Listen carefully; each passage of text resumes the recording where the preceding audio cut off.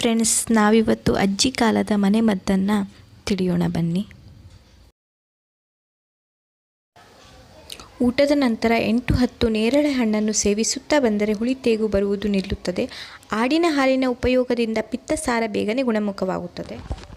ಪಚ್ಚೆ ಬಾಳೆಹಣ್ಣು ಸೇವಿಸುತ್ತಾ ಬಂದರೆ ಆಮ್ಲಪಿತ್ತ ಗುಣವಾಗುತ್ತದೆ. ಈರುಳ್ಳಿ ರಸವನ್ನು ಮೂಗಿಗೆ ಬಿಡುತ್ತಿದ್ದರೆ ರಕ್ತ ಸೋರುವುದು ನಿಲ್ಲುತ್ತದೆ.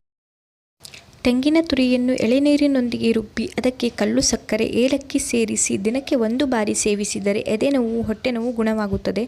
ಶುಂಠಿ ಮುಟ್ಟಿನ ನೋವನ್ನು ಸುಧಾರಿಸುತ್ತದೆ. ಲವಂಗ ಲಿವರ್ ಆರೋಗ್ಯವನ್ನು ಸುಧಾರಿಸುತ್ತದೆ. ದಾಲ್ಚಿನ್ನಿ ಹೃದಯ ಕಾಯಿಲೆಯ ಅಪಾಯವನ್ನು ಕಡಿಮೆ ಮಾಡುತ್ತದೆ. ಜೀರಿಗೆ ಕಷಾಯವು ಜಠರಕ್ಕೆ ಒಳ್ಳೆಯದು. ಸಾಸಿವೆ ಬೀಜ ಕೀಲು ನೋವು ಮತ್ತು ಮೂಳೆ ಅಸ್ವಸ್ಥಗಳಿಗೆ ಚಿಕಿತ್ಸೆ ನೀಡಲಾಗುತ್ತದೆ. ಕರಿಮೆಣಸು ಕ್ಯಾನ್ಸರ್ ತಡೆಯುತ್ತದೆ. ಶೀತ ಮತ್ತು ಕೆಮ್ಮಣ್ಣು ನಿವಾರಿಸುತ್ತದೆ. ಲವಂಗದ ಪುಡಿ 2-3 ಚಿಟಿಕೆ 1 ಲೋಟ ನೀರಿನಲ್ಲಿ ಹಾಕಿ ಕುದಿಸಿ ಸೋಸಿ ಕುಡಿದರೆ ಜೀರ್ಣಕ್ರಿಯೆ ಹೆಚ್ಚುತ್ತದೆ.